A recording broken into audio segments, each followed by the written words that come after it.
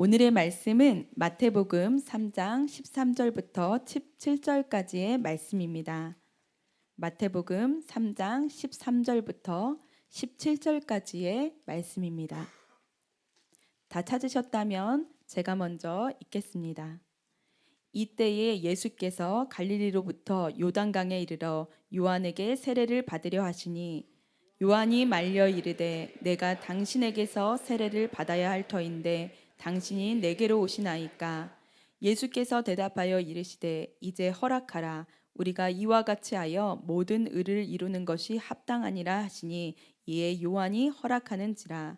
예수께서 세례를 받으시고 곧 물에서 올라오실새 하늘이 열리고 하나님의 성령이 비둘기 같이 내려 자기 위에 임하심을 보시더니 함께 읽겠습니다.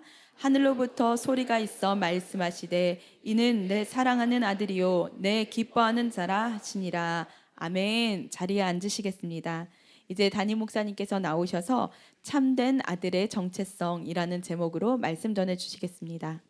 할렐루야. 순전한 교회에 주일 예배에 참여하신 여러분 모두를 주님의 이름으로 환영합니다. 우리 인사 나누실까요? 잘 오셨습니다. 사랑하고 축복합니다. 함께 기도하고 말씀 나누겠습니다. 아버지 앞에 나와 하나님을 아버지라 부르며 주 앞에서는 우리 모두 되기를 원합니다. 하나님이 언제 우리를 가장 인정하시는지 기억하면서 세상의 그 사단적인 요구와 그 정체성 앞에서 우리를 깨뜨리고 주님의 진리 앞에 우리를 반드시 세우는 그 놀라운 은혜가 우리 모두에게 있기를 원합니다.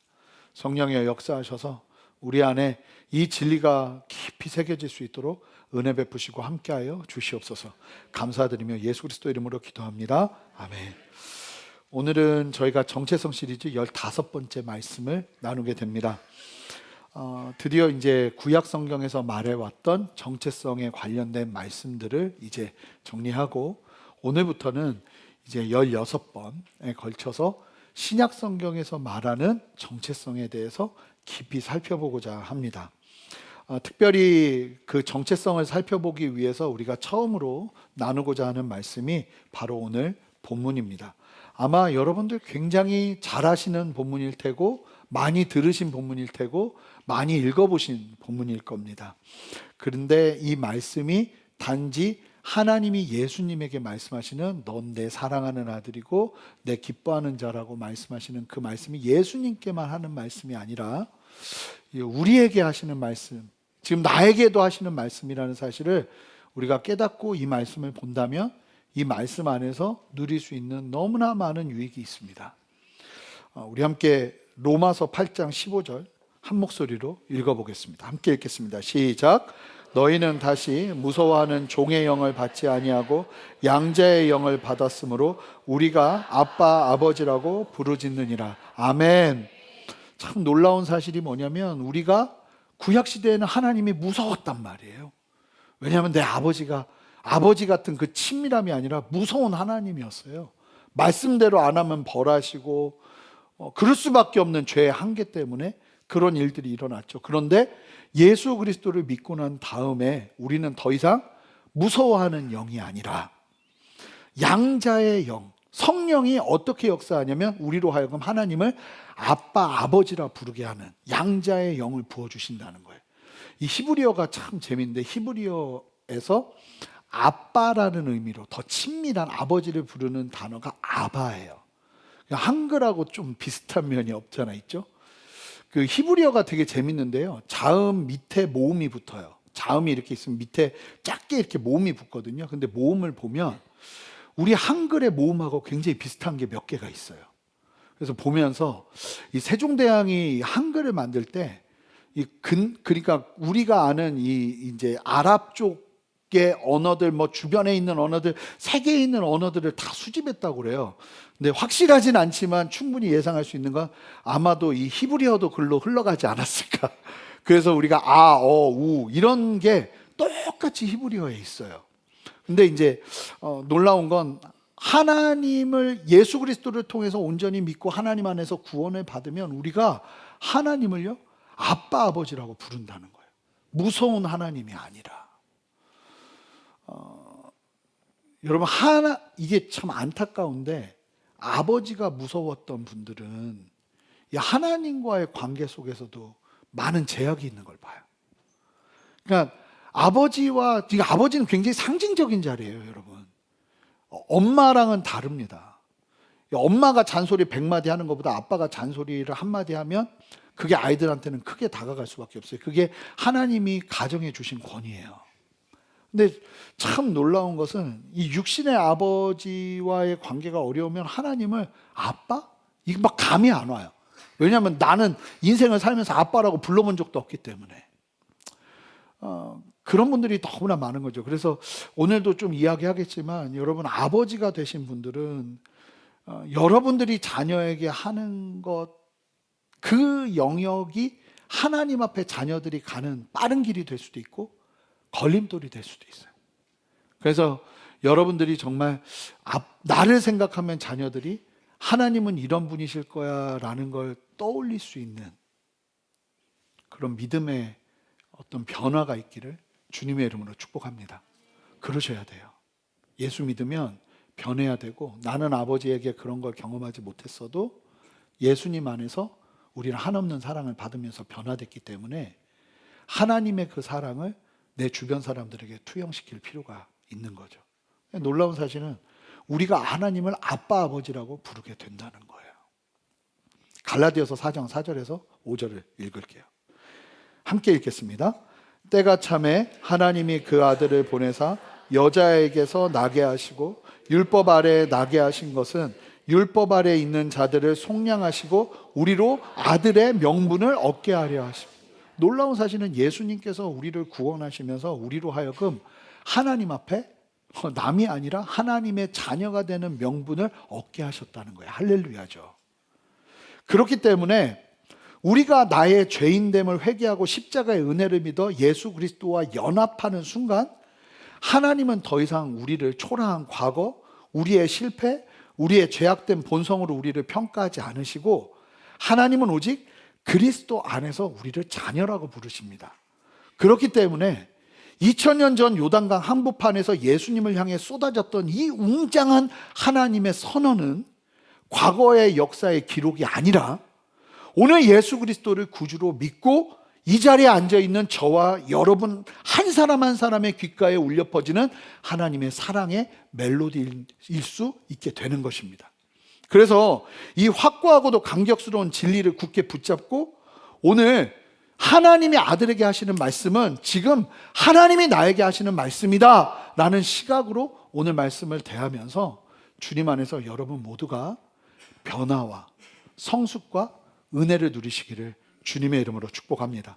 자, 그러면 13절을 우리 함께 본문의 첫 13절을 함께 좀 읽으면서 오늘 본문으로 더 들어가 보도록 하겠습니다. 13절 말씀 한 목소리 읽습니다. 시작.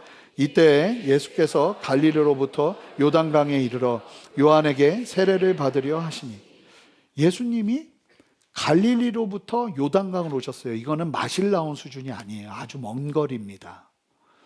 잠깐 들릴 수 있는 거리가 아니고 예수님은 그 먼 거리를 의도적이고 분명한 목적을 가지고 요단강까지 그 먼 거리를 오신 거예요.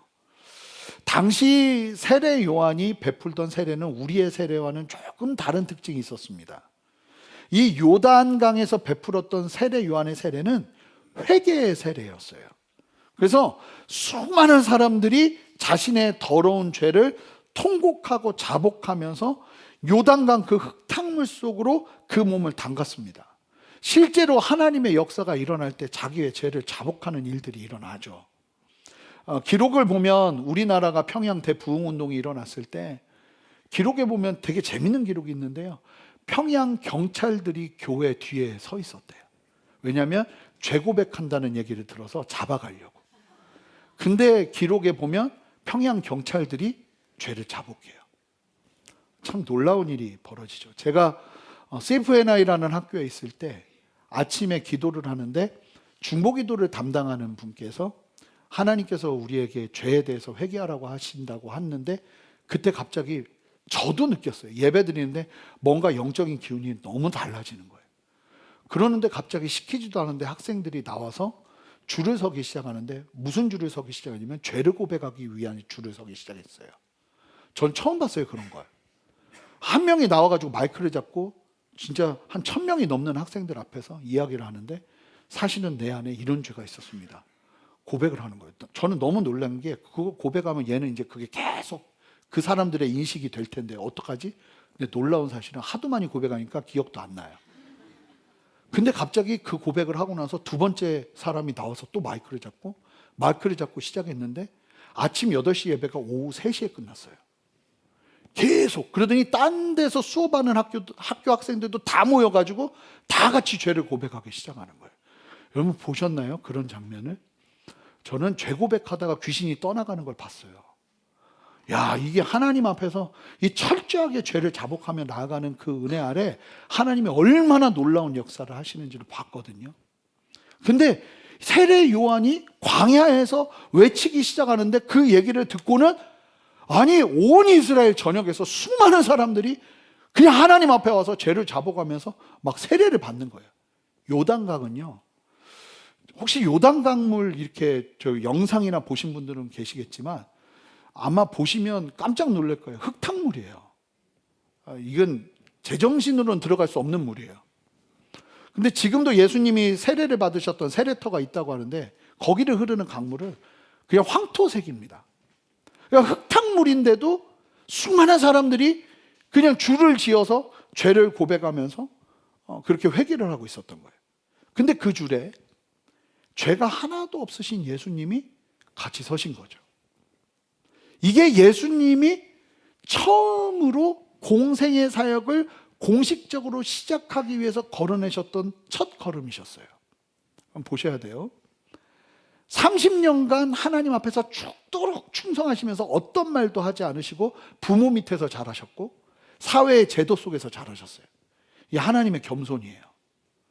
나 하나님의 아들이야 이러지 않으셨고 철저하게 제도 속에서 자라면서 하나님의 때를 기다렸어요.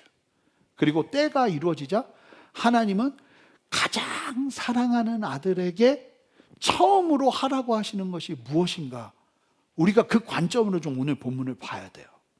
충격적이죠. 흙탕물로 들어가게 하세요. 하나님이 제일 사랑하는 독생자 예수 그리스도를 이 땅에서 드러내야 되는데 하나님이 이끄신 자리가 흙탕물이었다는 거예요. 세례 요한이 예수님이 줄 서신 걸 보고 세례 요한은 그냥 영적으로 깨닫습니다. 이분은 하나님의 아들이고 내가 그렇게 기다렸던, 내가 예배해 왔던 하나님의 일을 이루기 위한 하나님의 독생자구나 하는 걸 알아요. 그러니까 예수님이 죄가 없으신 하나님은 완전한 인간이시면서 동시에 완전한 하나님이셨어요. 이게 우리 신앙입니다. 아멘이죠. 그 하나님께서 지금 회개의 세례터에 줄 서 계시는 거예요. 그러니까 요한이 기겁을 하면서 말합니다. 14절. 요한이 말려 이르되 내가 당신에게서 세례를 받아야 할 터인데 아니 어떻게 당신이 내게로 오십니까? 죄 없으신 당신이 왜 세례를 받기 위해 이 흙탕물로 들어오십니까? 말려요. 당연한 얘기 아니겠어요? 근데 이 질문에 예수님이 아주 놀라운 말씀을 하시는 거죠. 15절 우리 한 목소리로 읽어보겠습니다. 함께 읽습니다. 시작. 예수께서 대답하여 이르시되 이제 허락하라. 우리가 이와 같이 하여 모든 의를 이루는 것이 합당하니라 하시니 이에 요한이 허락하는지라. 놀라운 사실은 무슨 소리냐? 하나님의 의를 이루는 것이 합당하니 무슨 얘기? 하나님 지금 나한테 여기 있으라고 하는. 의는 우리가 말하는 율법적인 의가 아니라 하나님의 뜻을 말하는 거예요. 하나님의 뜻이 여기 있어요. 하나님이 뭐 하라고 하는 거예요? 난 죄가 없어요. 난 들어갈 필요 없어요. 그런데 하나님이 거기 있으라고 하시는 거예요. 그러면 예수님은 내가 거기 있어야 될 필요가 없어도 있는 거죠. 여러분 이게 예수님의 첫 걸음이셨다는 거예요. 여러분 이 장면을 좀 상상해 볼게요. 예수님의 공생애를 시작하는 첫 걸음이었어요. 세상의 구원자로 등극하시는 메시아의 취임식 같은 날이었다고요. 그런데 우리는 어떤 기대를 하나요?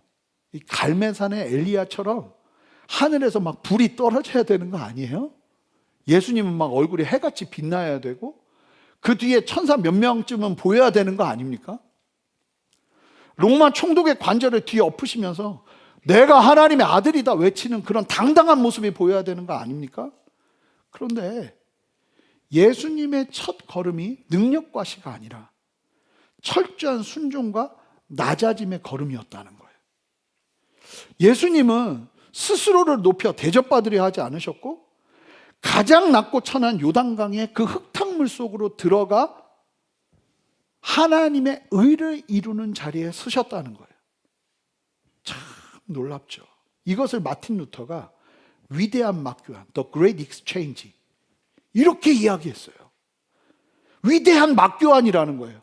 예수님이 세례를 받으신 것은 본인이 회개할 죄가 없으셨지만 그 예수님이 철저하게 죄인들의 자리에 죄인들과 똑같은 모습으로 서심으로써 우리와 함께 하신 거예요. 이게 예수님의 첫걸음이었다는 거죠. 하나님의 의를 이루는 길, 그 길은 여러분 하나님의 뜻을 이루는 길은 나에게 필요한 길이 아니라 하나님에게 필요하기에 걸어야 되는 길이었던 거예요. 여러분, 예수 믿는다는 건, 거듭난다는 건 내가 하고 싶은 걸 하면서 사는 게 아니거든요. 내가 원하는 것을 하기 위해서 하나님이 필요한 걸음이 아니라 예수님을 믿는 순간 내 주권, 주체가 바뀌어요. 누구로요? 하나님으로. 나는 죽고 그래서 우리가 기도할 때 주님 주여 하는 거예요. 누구예요? 그분이 내 주시라는 거예요. 주인이라는 거예요. 그러면 그때부터 우리가 걸어야 되는 걸음은 여러분 우리가 생각하고 내가 원하는 게 아니라 주님의 마음이 있고 주님의 뜻이 있는 곳으로 가는 게 우리의 걸음이 되어야 될 줄 믿습니다. 세상이 말하는 정체성은 늘 올라가는 걸 향하거든요. 내가 남들보다 더 높은 자리에 가고 더 많이 소유하고, 여러분 소유하는 게 나쁘고 높은 곳을 가는 게 나쁘다는 얘기가 절대 아니에요. 나를 더 과시해야 내 존재가 증명된다고 믿어요. 그것이 목적이 되고 목표가 되는 게 위험하다는 거예요. 그런데 예수님은 온 세상의 왕으로 오셔서 참된 권위를 드러내기 위해 어디로 향하셨나요? 죄인들이 회개하는 흙탕물로 가셨다는 거예요. 여러분 말씀을 볼게요. 되게 중요한 아주 생명 같은 원리거든요. 이 말씀을 읽고 끝에 아멘을 덧붙이겠습니다. 아시겠죠? 자, 마태복음 23장 12절 여러분의 목소리로 힘차게 읽습니다. 시작.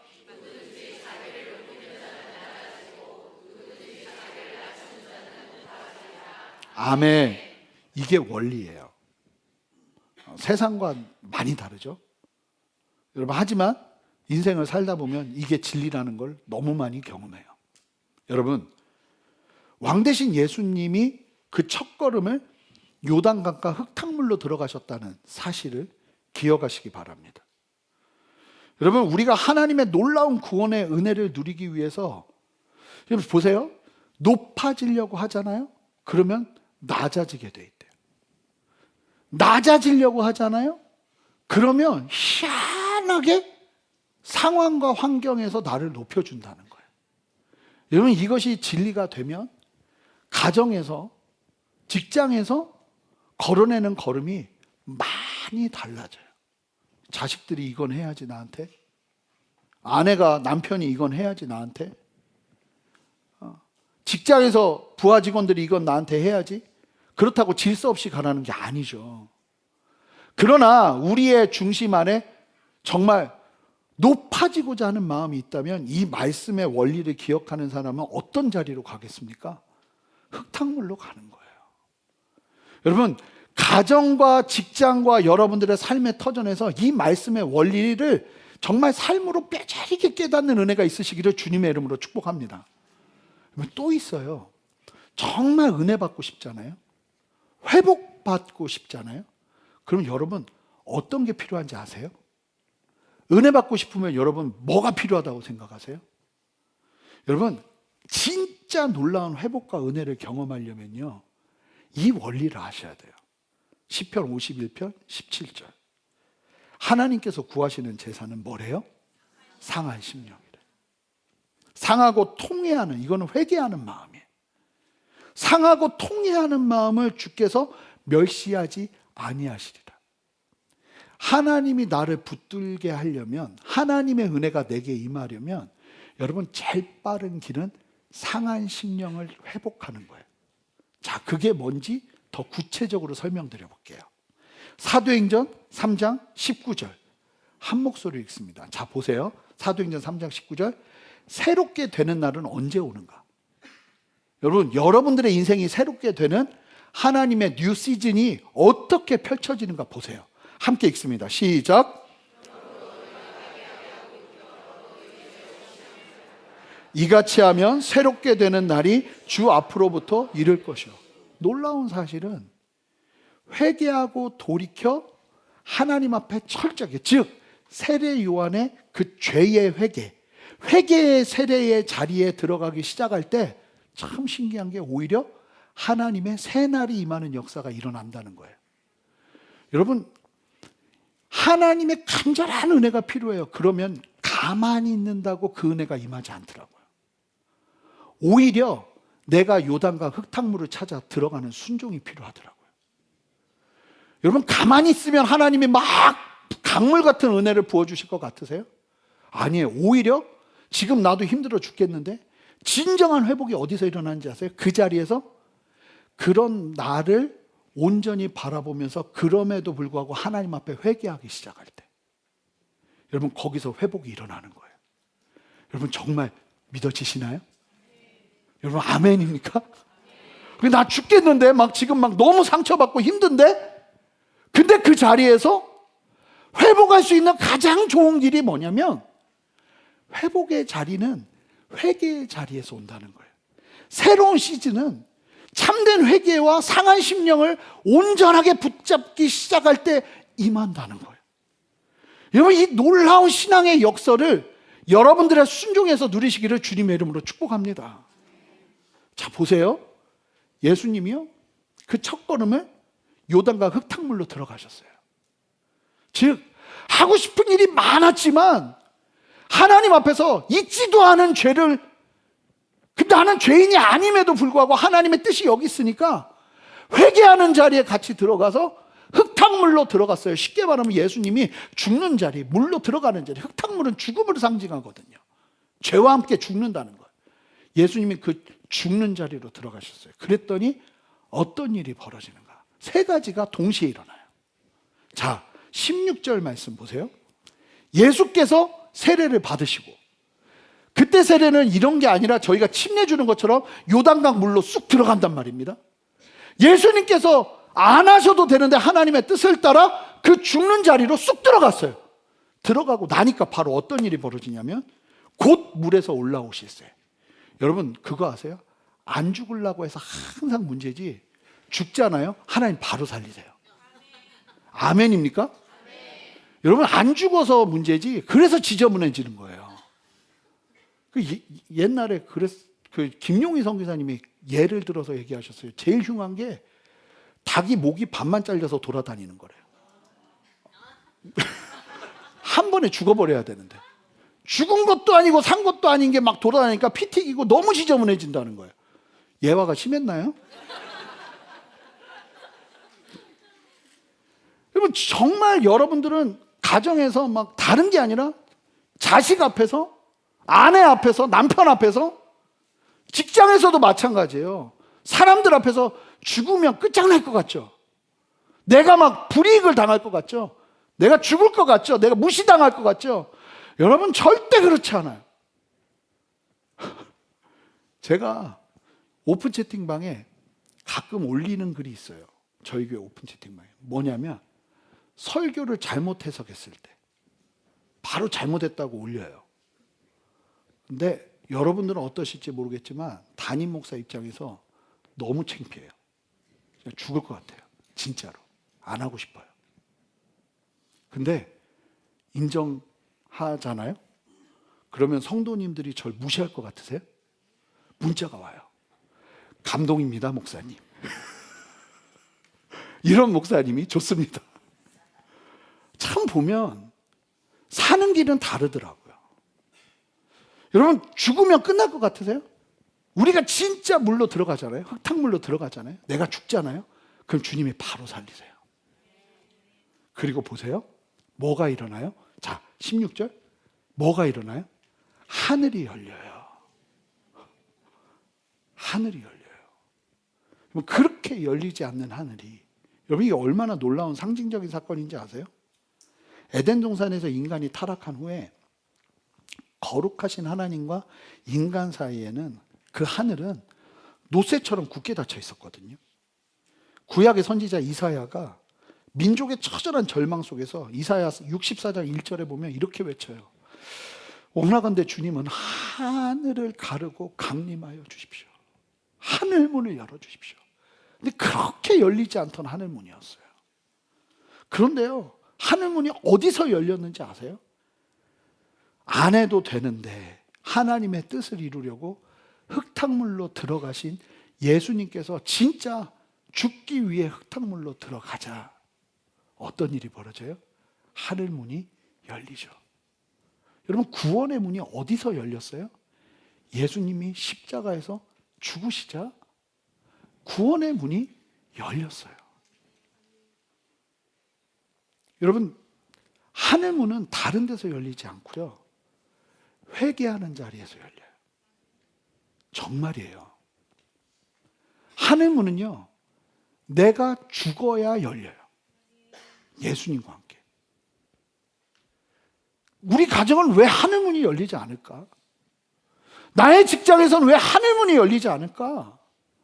여러분, 그 이유는 딱 하나예요. 내가 죽지 않기 때문이에요. 여러분, 이건 원리예요. 내가 흙탕물로 들어가잖아요. 주님을 위해서. 그러면 하늘문은 열려요. 그리고 어떤 일이 벌어집니까? 16절. 성령이 비둘기처럼 내리기 시작해요. 참 기가 막힌데 이게 상징적인 거거든요. 성령이 비둘기처럼, 여러분 비둘기 하면 뭐가 떠오르세요? 창세기 8장에 노아의 홍수 심판이 끝났음을 알리며 감람나무 새순을 물고 왔던 평화의 비둘기. 여러분, 성령이 비둘기처럼 임했다는 것은 이제 예수 그리스도를 통해서 죄에 대한 심판의 시대가 끝나고 생명을 살리는 새 창조의 역사가 시작되었음을 온 우주에 선포하는 하나님의 놀라운 사건이 이때 일어나는 거예요. 16절을 계속 보세요. 예수님께서 요단강을 찾아 세상에서 가장 낮은 자리, 죄인들의 죄를 회개하는 흙탕물에 자신을 두고 순종하며 물에 잠기자. 여러분, 물에서 나오고요, 하늘이 열리고요, 성령이 비둘기처럼 임하는 거예요. 그동안 그렇게 열리지 않았던 하늘이 순종의 자리, 낮아짐의 자리에서 임하는 거예요. 여러분, 그래서 순종이 그렇게 중요한 거예요. 하나님이요, 우리를 요단강 흙탕물로 보내실 때가 있어요. 내 인생이 원하지 않는데. 근데 거기서 적어도 하나님, 내가 하나님 아들인데 이게 뭡니까?가 아니라 그 흙탕물에 들어가기 위해서 줄을 서기 시작할 때, 오늘날 우리에게도 각자가 피하고 싶지만 반드시 걸어야 될 요단강이 있다는 사실을 아셔야 됩니다.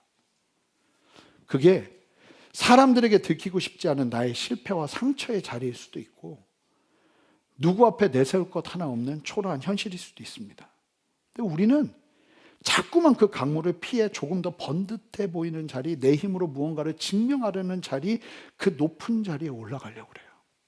하지만 하나님이 우리를 만나주시고 참된 은혜를 부어주시는 곳은 절대로 화려한 단상이 아니에요. 우리가 쥐고 있던 알량한 의로움과 교만과 자존심을 다 내려놓고 내 안에 선한 것이 하나 없다는 고백, 그 고백 속에서 은혜의 강물 속으로 침몰하듯이 엎드리는 바로 그 자리, 예수와 함께 죽는 그 자리가 회복의 자리가 될 수 있다는 거예요. 우리 역시 나의 가난함과 연약함을 끌어안고 그 회개의 자리로 나갔다. 그러니까 야, 나는 힘들어 죽겠는데 교회 왔더니 또 회개하라고 그래? 이게 아니라는 거예요. 힘들어 죽겠으니까 회개해야 된다는 거예요. 힘들어 죽겠으니까 주님 앞에 흙탕물을 찾아 들어가야 된다는 거예요.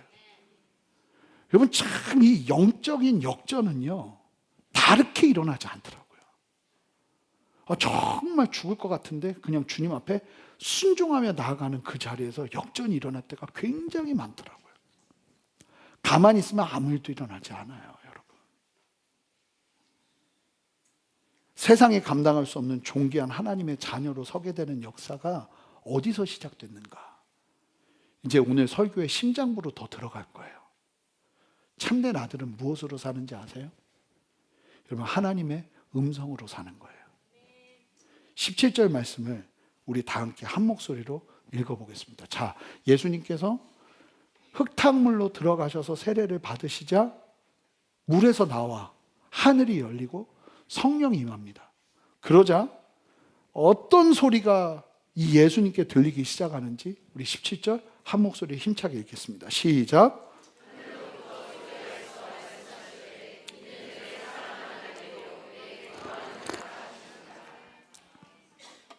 기가 막힌 게 이 타이밍이에요. 지금 예수님이 언제 이 이야기를 들으셨는가, 이걸 좀 보셔야 되거든요. 이게 굉장히 결정적인 음성이에요. 이걸 들으셔야 돼요. 여러분들이 예수님을 만날 때 있잖아요, 다른 것보다 하나님이 내가 널 사랑한다, 넌 내 아들이다, 근데 넌 내 기쁨이다 하는 그 인격적인 하나님과의 그 만남, 조우, 그게 있으셔야 돼요. 이게 얼마나 중요한지를 이제 볼 텐데요. 예수님께서 이렇게 세례를 받으시면서 하나님으로부터 내 사랑하는 아들이요, 내 기쁨이다 하는 이야기를, 하나님의 음성을 제대로 듣고 난 직후에 바로 어떤 일이 벌어지는가? 마태복음 4장이 펼쳐집니다. 그럼 마태복음 4장으로 넘어가면 예수님이 광야로 성령에 의해 이끌림을 받아 마귀에게 시험을 받아요. 진짜 오해 안 하셨으면 좋겠어요. 예수님 믿잖아요? 그럼 보세요. 하나님의 아들의 첫걸음은 흙탕물이었어요. 그러고 나서 이제 좀 일어나려고 그랬어요. 그때 하나님이 어디로 데리고 가세요?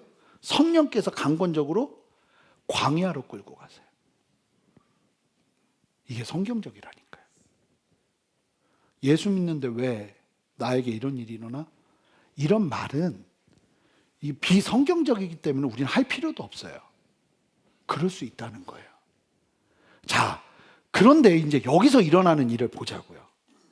그러면서 시험을 받으시는데 사탄이 예수님께 공격하는 첫 번째 공격의 화두를 기억하시나요? 마태복음 4장 3절에 보세요. 사탄의 공격 포인트는요, 정확하게 정체성 흔들기였습니다. 네가 진짜 하나님의 아들이 맞아? 아들이면 뭐를 요구하죠? 증명을 요구합니다. 이게 사단적인 방식이에요. 이 사단적인 방식이 세상에 그대로 세팅되어 있죠. 네가 하나님의 아들이라면 증명해봐. 돌을 떡덩이로 만들어 보라고. 하나님의 아들이라면서 왜 이렇게 배고프고 초라해 너? 너 능력 되잖아. 바로 떡덩이로 만들어 먹어. 십자가 그 미련한 길 가지 말고 네 능력을 과시해서 세상 영광을 취해. 그러면 오늘날 사탄이 우리를 공격하는 방식도 똑같습니다. 끊임없이 우리에게 네가 진짜 하나님의 자녀 맞아? 근데 왜 네 삶은 그 모양이지? 왜 너는 병 걸려? 예수님 그렇게 믿는데? 그렇게 사랑한다고 그랬는데 왜 병 걸려? 왜 사업이 어려워? 증명하지 못해? 너 하나님 아들 아니야. 버림받은 거야. 여러분 그런 얘기 혹시 들어보셨어요? 내 예수님 잘 믿는데 가족들이, 친척들이 그러는 거야. 너 예수 그렇게 믿는데 왜 애가 이 모양이야? 왜 네 삶이 그 모양이야? 그런 이야기를 한단 말이에요. 근데 잘 보세요. 그런 메시지들은요, 사단적인 메시지인 거예요. 그리고 이 메시지가 온 세상을 덮고 있어요. 그래서 증명을 해야 돼요. 증명을 해야 돼요. 그런데 놀라운 건 예수님이 그 흔드는, 정체성을 흔드는 사단의 공격에 일체 흔들리지 않으셨다는 거죠. 왜 안 흔들리셨냐면 다른 게 아니라 예수님은 이미 영혼 깊은 곳에서 너는 내 사랑하는 아들이고 내 기쁨이라는 소리를 들었어요. 그러니까 난 이미 하나님의 자녀로서의 정체성이 분명해졌어요. 근데 사람들이 너 하나님 아들이면 이거 해야 되는 거 아니야? 여기에 휘둘리질 않는 거예요. 내가 분명하게 주님으로부터 들었으니까, 내가 분명하게 주님으로부터 새겨졌으니까. 그러니까 세상이 아무리 흔들어도 내가 흔들리지 않는 강인함이 일어나는 거예요. 예수님이 상징적으로 보여주시는 거예요, 여러분. 세상을 상대하면 끊임없이 여러분들에게 증명을 요구해요. 그러다 보면 예수 믿다가도 그 증명되려고 정신없이 살다가 시간을 허비해요. 내 걸음을 걷지 않고 남 따라하고 남 비교하고 남들처럼 살려고 몸부림치는데 나중에 보면 내 손에 든 게 없고 돈이 있어도.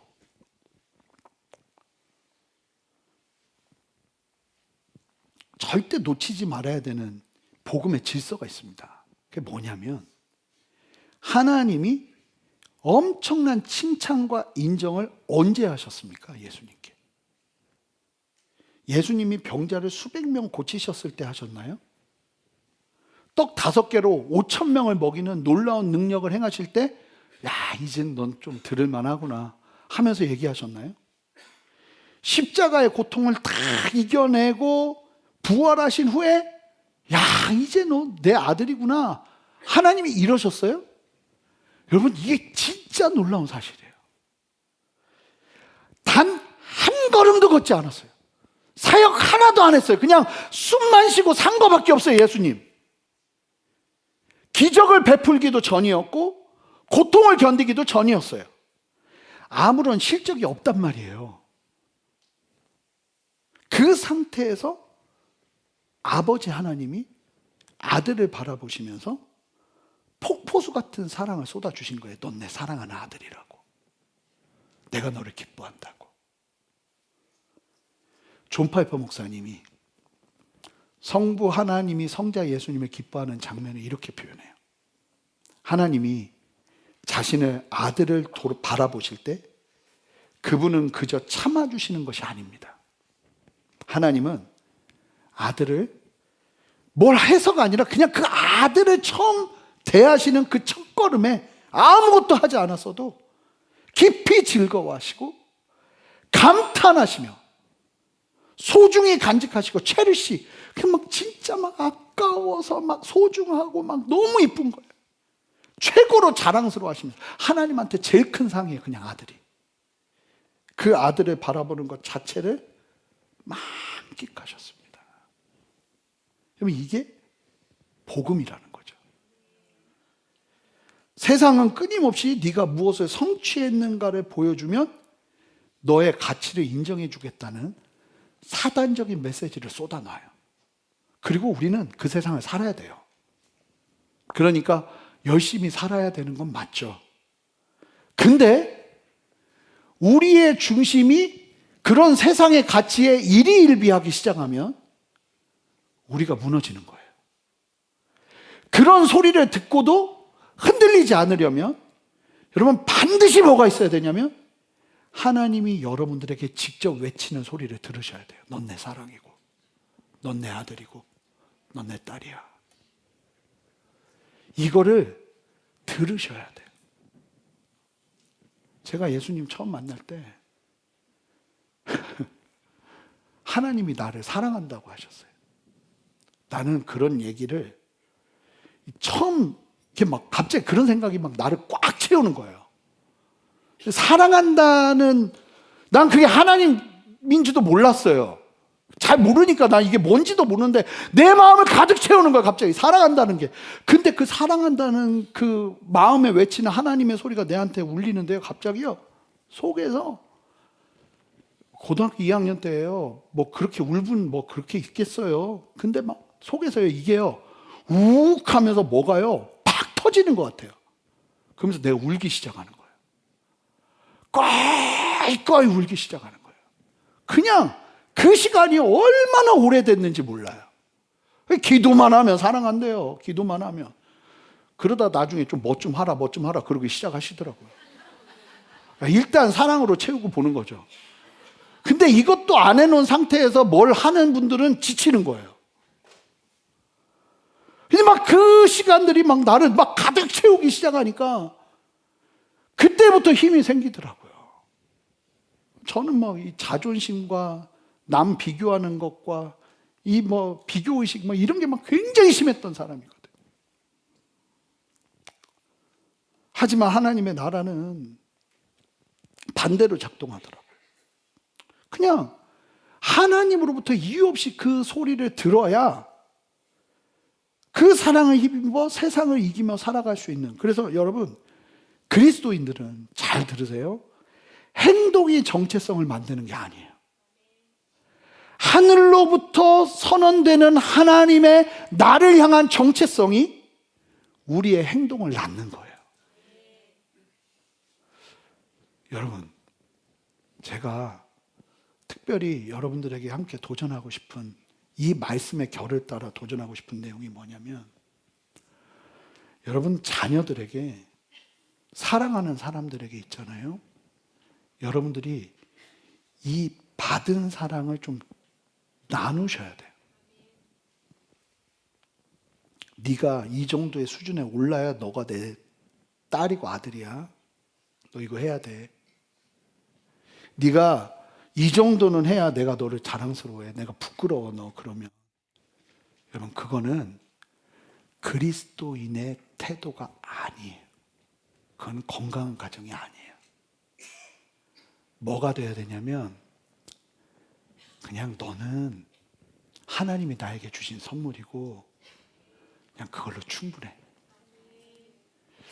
이게 여러분들은 경험하셨는지 모르겠는데, 공부를 징그럽게 안 하는 애한테 이 얘기를 하는 게 쉽지가 않아요. 막 사랑할 게 안 보이는데 이거를 하는 게 굉장히 큰 용기와 다짐이 필요해요. 그래서 막 우린 부부끼리 정신 차려.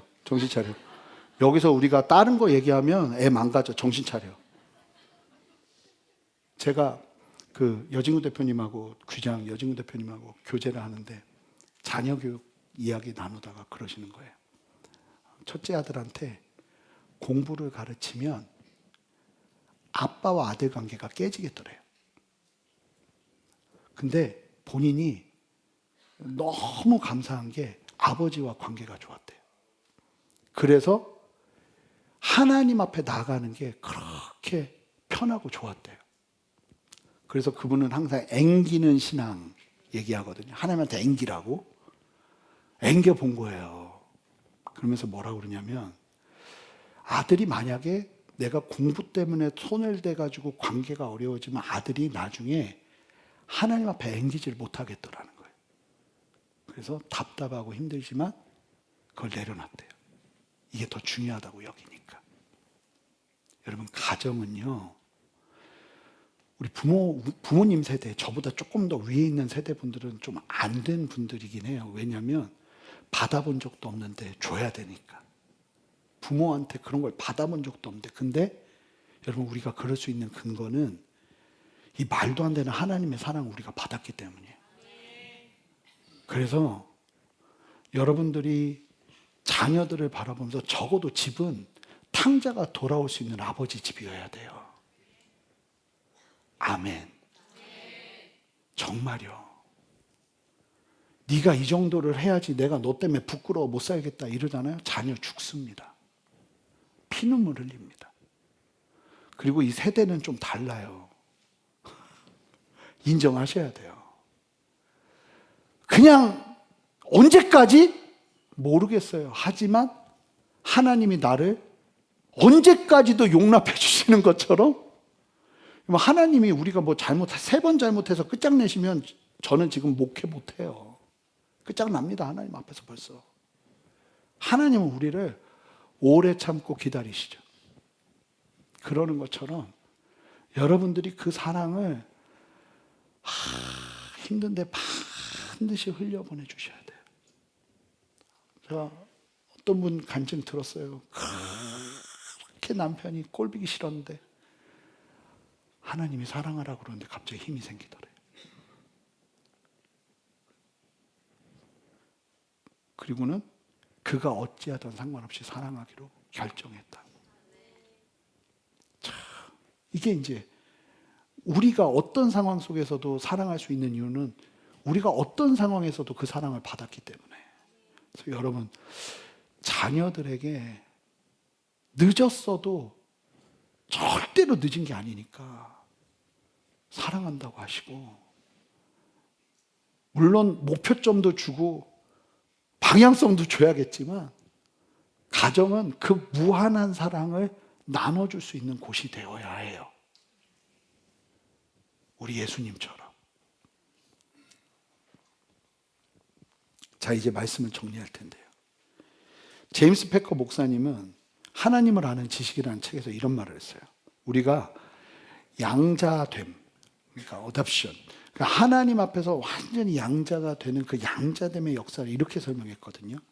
재판장이신 하나님 앞에서 내가 무죄로 선고받아 의롭다 함을 얻는 것도 말할 수 없이 위대한 일이지만, 그러나 거기서 멈추지 않고 창조주 하나님이 나의 아버지가 되셔서 나를 사랑하시고 돌보시는 양자됨은 더 위대한 복음의 역사라는 거예요. 여러분, 복음을 단순하게 나의 죄를 용서해 주신 예수님을 바라보는 데서만 멈춘다면 여러분들은요, 걸음 50%만 가신 거예요. 진짜 복음의 역사의 하이라이트는 그 다음이거든요. 복음은요, 우리를 심판대에서 건져내신 하나님 안에서 우리가 곧바로 하나님의 따뜻한 식탁으로 하나님의 따뜻한 아버지의 품속으로 데려다주는 길이 되는 거예요. 아멘. 여러분, 이 사실을 기억하세요. 그래서 오늘 말씀을 기억하면서 좀 세 가지를 도전하려고 하는데요. 첫 번째, 제발 증명하려는 삶에서 돌이키십시오. 혹시 여러분 신앙생활이 하나님께 늘 사랑받기 위해서 증명하려는 신앙으로 변질되어 버리지 않았나요? 내가 헌금을 이만큼 하고 봉사를 이만큼 해야 하나님이 나를 안 버리실 것 같아서 불안과 강박 속에서 예배하고 계시지 않으세요? 내가 세상에서 실패하고 무너지면 하나님도 나를 실망하실까 봐 두려우십니까? 정말 오해하시는 거죠. 여러분, 오늘 아버지의 뇌성 같은 음성으로 사탄의 거짓말을 완전히 박살내시기 바랍니다. 자녀됨은 내가 잘해서 쟁취하는 보상이 아니에요. 그리스도께서 피 흘려주신 완벽한 선물입니다. 여러분들은 이미 충분히 사랑받고 있어요. 제가 사역을 하는 데 있잖아요. 계속 병이 하나 있었어요. 나 스스로가 계속 하는 혼잣말이 있었어요. 그게 한참 뭐였냐면 보란듯이었어요. 보란듯이 내가 저들의 저 함부로 된 평가를 내가 뒤집어 보리라. 보란듯이 나한테 그렇게 말한 사람들 아니라는 걸 보이리라. 제 걸음이 맨날 말리는 걸음이었어요. 반대하는 걸음. 보란듯이 우리 부모님한테 하나님의 살아계심을 보여주리라. 근데 내 삶은 계속 보란듯이가 안 되는 거예요. 참 신기한 게요, 보란듯이를 외치면 안 되더라고요. 하나님이요, 전 정말 솔직하게 얘기할 수 있어요. 저를요, 밑바닥까지 끌고 가시더라고요. 사람들한테도 다 잊혀지게 아예 한국을 떠나게 하시고, 그냥 작은 교회에서 맨날 줄 감고 타이핑하고 그냥 PPT 만들고 막 예배 싫어하는 사람들 데리고 예배하고 그 자리에 있는데, 하나님이 저한테 계속 훈련시킨 게 뭔지 아세요? 네가 위대한 일을 하지 않아도, 아무것도 하지 않아도 하나님 앞에서 만족할 수 있기를, 이 훈련을 계속 시키더라고요. 근데 나중에 힘 다 빠지고 나니까 또 사람이 거기에 훈련이 되더라고요. 그래가지고 내가 그 모든 것들 말고 주님으로 그냥 기쁩니다. 주님, 나에게 작은 미국 시골로 가라고 그래도 난 갈 거고, 주님이 말씀하시는 대로 나는 그냥 하겠습니다. 그래서 어느 순간부터 내 혼잣말 보란 듯이가 사라지더라고요. 근데 참 신기한 게 뭔지 아세요? 내가 그렇게 진짜 죽고 나니까 그제서야 하늘이 열리더라고요.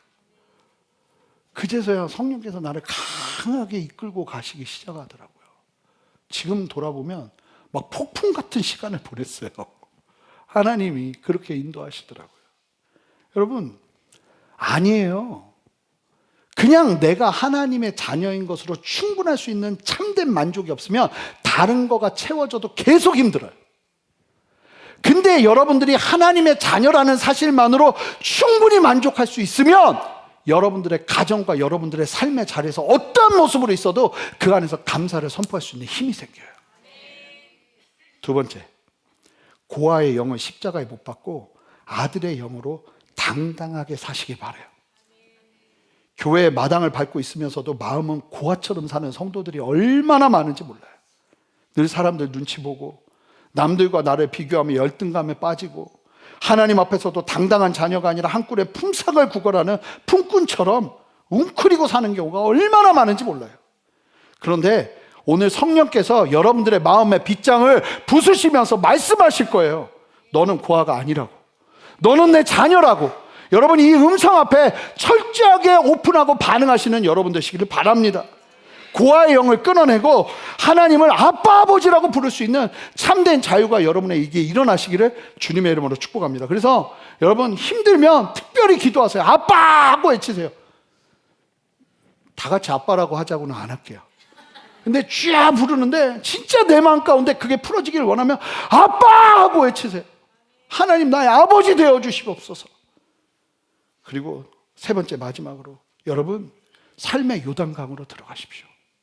여러분, 하나님의 사랑받는 자녀는 흔들리지 않는 정체성을 소유한 사람은 이기적으로 살지 않습니다. 나만 편하고 끝나는 신앙에서 벗어나 예수님처럼 사명을 향해 걸어가는 은혜가 있는 것입니다. 진짜 정체성을 확인하셨다면 내일부터 여러분들이 서 있는 그 가정과 직장, 갈등과 아픔이 있는 그 차가운 현실의 요단강으로 여러분들을 담그세요. 기꺼이 낮아지시고 남들이 피하는 희생의 자리를 감당하시고 여러분이 밟는 그곳에 열린 하늘의 축복이 임하고 깨어진 관계가 회복되는 놀라운 역사를 여러분들의 삶의 순종을 통해서 보시길 바라요. 함께 기도하겠습니다. 하나님, 오늘 말씀 기억하며 하나님의 마음이 있는 곳에 내 마음을 두고 아버지, 나를 자녀로 부르신 그 부르심을 온전히 깨달아 세상의 어떠한 말에도 흔들리지 않고 하나님이 나에게 준 사랑을 있는 그대로 흘려보낼 수 있는 왜곡됨이 아니라 올바름이 내 안에 시작될 수 있는 은혜와 역사를 허락하여 주시옵소서. 하나님, 용기를 주십시오. 하나님을 아빠라고 부를 수 있는 용기뿐만 아니라 하나님으로부터 받은 그 사랑을 세상에 나눌 수 있는 용기를 허락하여 주시옵소서. 감사드리며 예수 그리스도 이름으로 기도합니다. 아멘. 우리 다 같이 일어서시겠습니다. 우리 함께 고백합시다. 하나님, 아버지, 당신의 마음이 있는 곳에 나의 마음이 있기를 원합니다. 그 마음 가지고 함께 고백하겠습니다. 아버지, 당신의 고백합시다. 마음이 있는 곳에 나의 마음이 있기를 원해요.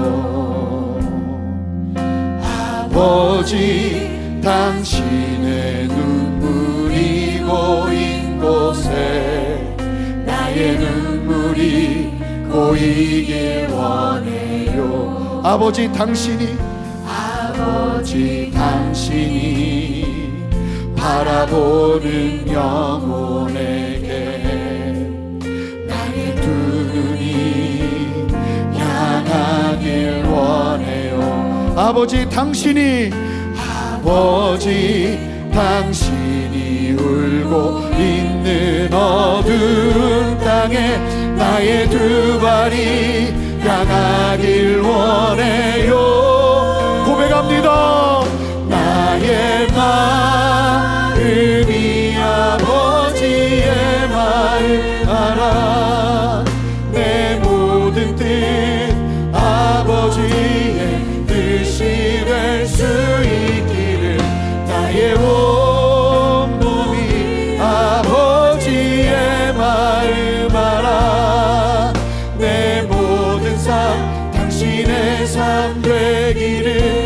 고백합니다. 아버지 당신의 주님의 마음을 알기를 원합니다. 하나님, 나도 듣기를 원합니다. 하나님의 사랑, 하나님의 기쁨 되기를 원합니다. 그 마음 가지고 고백합니다. 아버지 당신의 눈물이, 아버지 당신의 눈물이 고인 곳에 나의 눈물이 고이길 원해요. 아버지 당신이 바라보는 영혼에게 나의 두 눈이 향하길 원해요. 고백합니다. 아버지 당신이 울고 있는 어두운 땅에 나의 두 발이 향하길 원해요. 나의 마음이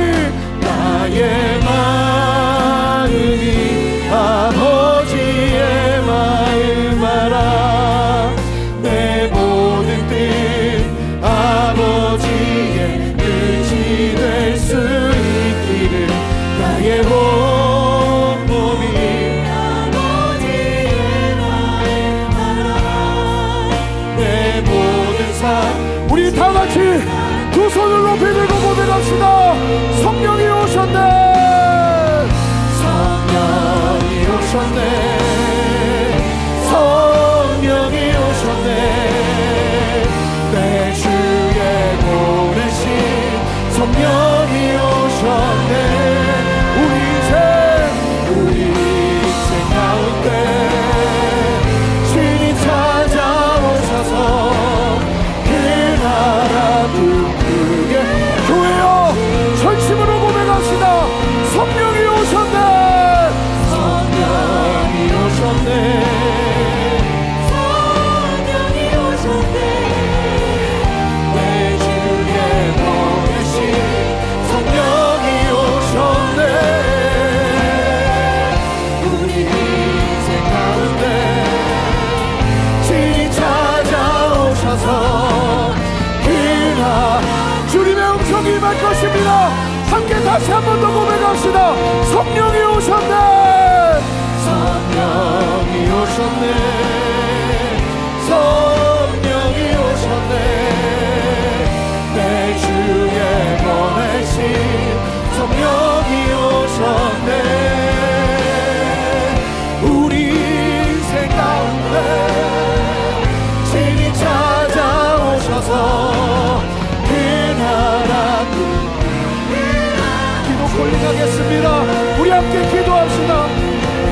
주님, 내 영혼을 갉아먹는 고아의 영을 끊어주시옵소서. 자녀의 정체성을 회복시켜 주시옵소서. 세상의 잣대에 흔들리며 사람들에게 인정받기 위해, 가족들에게 인정받기 위해 발버둥 쳤던 나의 모습을 회개합니다. 주님, 내가 더 이상 무언가를 증명하려 애쓰지 않게 하시고 있는 모습 그대로 나를 안아주시고 기뻐하시는 십자가의 맹렬한 사랑에 내 영혼이 완전히 압도되게 하여 주시옵소서. 그렇게 소망하기를 소망하는 사람들마다 다 같이 두 손을 들고 여러분 주님의 음성을 들으셔야 돼요. 너를 사랑한다 말씀하시는 주님의 그 놀라운 만지심을 경험하셔야 돼요. 다 같이 두 손을 들고 주님의 이름 한번 부르며 기도합니다. 주여,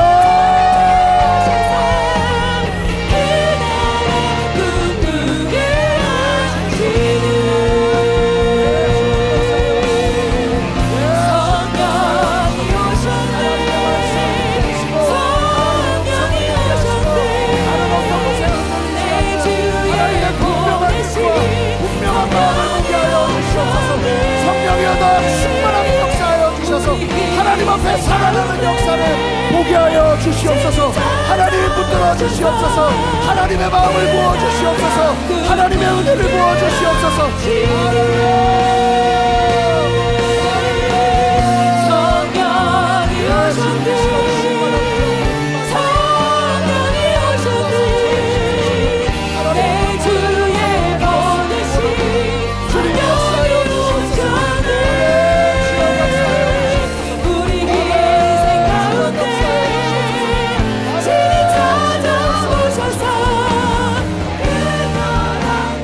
번째로 기도합시다. 주님, 나도 예수님을 따라 요단강 흙탕물로 들어갈 수 있는 용기를 주십시오. 낮아짐의 자리, 여러분 사랑을 나타내야 되는 그 자리가 요단강에 들어가는 것처럼 힘든 거예요. 그런데 여러분, 우리가 죽어야 주님이 우리를 빨리 살리시고 하늘을 여시고 성령을 우리에게 부어주실 수 있어요.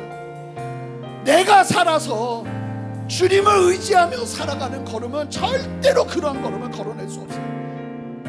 우리 주님 앞에 이렇게 기도합시다. 주여, 이 시간 나를 주님의 십자가의 보혈로 죽여주시옵소서. 주님의 은혜로 죽여주시옵소서. 아바 하나님, 주님을 만나는 은혜를 허락하여 주시옵소서.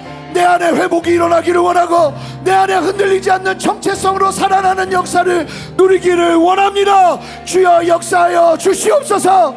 아바라고 부르세요. 아빠 하나님 외치세요. 함께 주님의 이름 한번 부르며 기도합니다. 주여.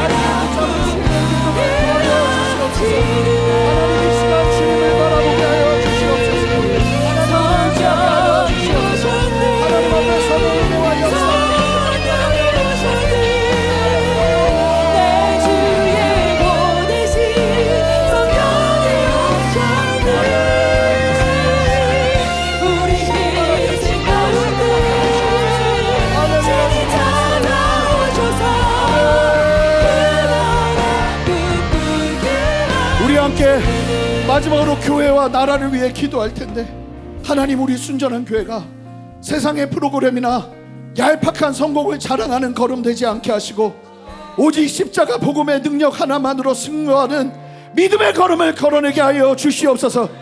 그 길만이 하늘의 열림을 보고 영광스러운 믿음의 걸음을 걸어내게 할 줄 믿사오니 하나님, 우리를 복음으로 하나 되게 하여 주시옵소서. 우리 두 번째로 나라를 위해 기도합시다. 하나님이 대한민국을 긍휼히 여겨 주십시오. 이념과 세대와 남녀가 갈려져 서로를 향해 돌을 던지는 이 분열의 땅에 치유의 영을 부어 주시옵소서. 하나님, 이 땅의 위정자들에게 하나님을 두려워하는 지혜를 부어 주시옵소서. 꼼수와 거짓이 아니라 공의와 정의가 강물처럼 흐르는 이 나라 되게 하여 주시옵소서. 우리 교회와 나라를 주님께 올려드리며 주님을 간절히 부르며 한 번 더 마지막으로 기도합니다. 주여.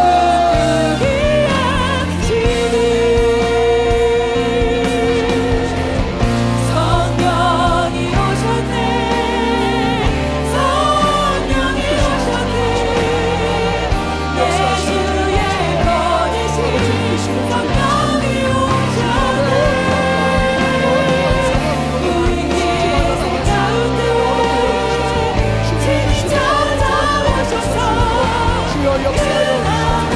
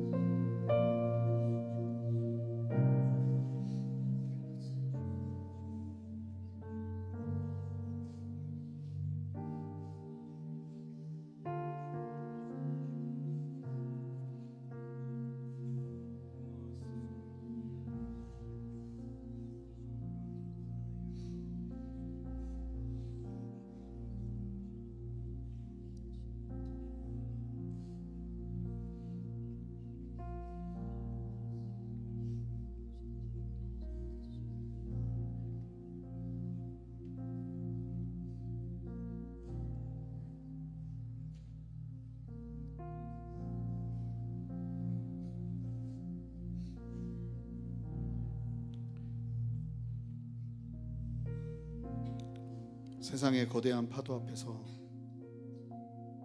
한없이 작게만 느껴지는 우리지만 오늘 요단강에서 들려온 그 웅장한 하늘의 소리가 그리스도의 십자가를 통과하여 지금 나의 심령에 울려 퍼지게 하시는 주님, 너는 내 사랑하는 아들이다.